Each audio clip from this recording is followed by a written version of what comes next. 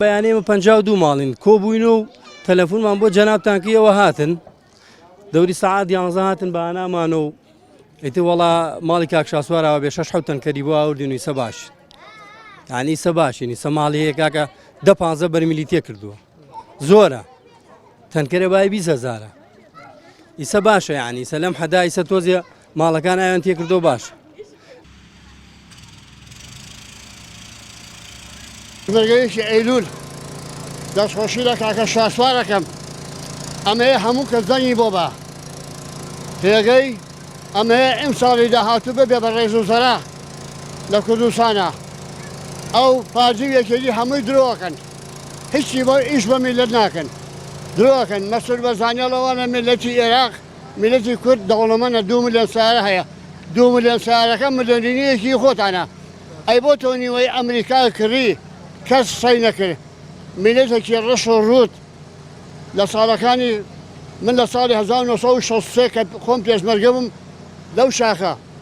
پێگەی لە 74 تاریشمان قسە خوارەوە ئەما من هەر تەییدی کاکە شاسوارەکەم و ئەمانەوێ ئیشەڵا لەسەر خێر هەموو میلەتی کورد ڕێی بۆ ببا و ئیشەڵا ئەبێ بە ڕێزوزەرای کوردستان ئەمە هەموو هاوینەمە حاڵی ئەمێ بەڕاستی ناخۆشە ئەم ماڵ و ئەو ماڵ بۆ ئاو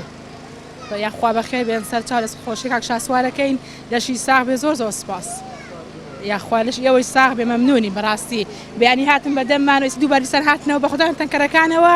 ئێمە زۆر دەستخۆشتان لەکەین زۆر سپاسانەکەین لەشتان ساغ بێ یاخوا جاگە حکوومەت بەدەمی خەڵکو بەهاتایە ئێمە کێشەیەمانە بوو نەبەخوا ئەم کێشەیە نابوو بەس یعنی بەڕاستی زۆر ناخۆشە گەر حکوومەتیش بەدەم حاڵەتیەوە هاوڵاتیەوە بێت هیچ کەسێک کێشەی نابێت هیچ کەسێ ئەگەر حکوومەتی شو شاسوار عەبدولشاهین شاسوار عەبدولواحید بیر کاتەوە خەڵک کێشەی چییە؟ یاخوا لەشتان ئیش بۆ خزمەتکردنی خەڵکەکەن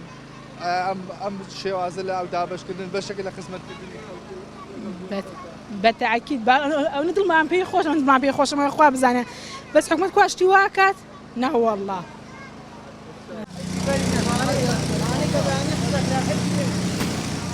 بینکە یعنی بەڕاستی ئەمە جێ پێکەنین ئەمە جێ قوبوڵکردنی یعنی ڕاستە تاکەی کاکە نەوت و سەرەت و سامانیان واتە پیرۆستامێ بۆ خۆتان نەبردووتانە کاکە نامانەوێت ئەوە بۆ خۆتان کاکە ئای خواردنەوەکەمان بنێ ئەخی معنای نییە لەم تەموزای وەڵڵا عیبە یعنی بەڕاستی ئیتر نازای بڵێن چیانی وشەیەک ماوە بێنی لەم وڵاتایە بگەڕێی بێنی بەمانەی بڵێیت یعنی وشەیەکم بۆ بێنە کە ئەمانە ئیحراز بن بەس کاکە ئیحراز بوو لەم سیاسیانە نییە یعنی ئەو کەسە ئەڵێ ئەلفێکی بەسە بەس وەڵای سەرکردەی سیاسی کوردی وەڵای 1 ملیۆن ئەلفی پێ بڵێ هەر بە خەیاڵیشانایە تێگەی هەر نازانم باش هەموو مرۆڤێ خواوا خەڵقی کردووە شعورێ لە نەفسی هەبێ هەموو ئینسانێکە خوا خەڵقی کردووە شعوری تایە وجدانی تایە بەس ئێم سیاسیان ناکەین لە تەلەڤیزۆنەوە هەرچەند سەیران ناکەم باوەڕ ناکەم شعور و ئەخلاق یعنی بەس خوا نەیبڕی شعور و وجدان لە ناخێم سیاسیانیان نییە کاکەوە ئەرچی حکومەتە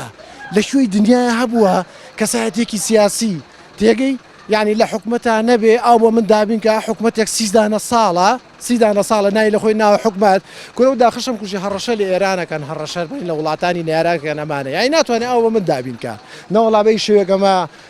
یعنی چۆنەڵی کەسایەتی سیاسی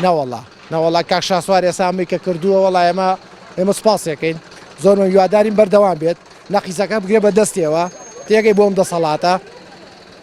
ئەیتر یعنی نازانم بڵێ بچی یعنی وشەیەک نازانم وشەیەک نادۆزم ێستا بەم دەسەڵاتێ بڵێم ڕای چەڵەشێنێ بەس بەخوا فایدەی نییە کەوتوو بن ئیشەڵڵانەوەی نوێ سەرکەوێت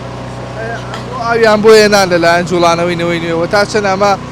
کارێکی باشە کە پێداویستەکانی کارێکی چاکە و لەخوا بەزیاو بێ و لەشتان ساغ بێ ماڵتان ئاوا بێ وڵای خەڵکەکەش نیەتی بیکڕێ کاکە ئاوە کڕی پارەی مۆلیدا ئەیەی مەسرەفی ماڵ بەچی ئەیکەی ئەم ئیشیش بەم جوانیە نەوەڵی ژیان نەماوە بە قورعان لە وڵاتی ئەمە ئەی دەیتە چی بکەین نازانین ڕوو لە کوێکەین بە قورعان چی بۆ دەبێ ئابە تەریقیەوە چین بۆ ماڵان خوا ئاگای لێیە دەرگاو لێ ناکەن ئێ ناحەقیشی نییە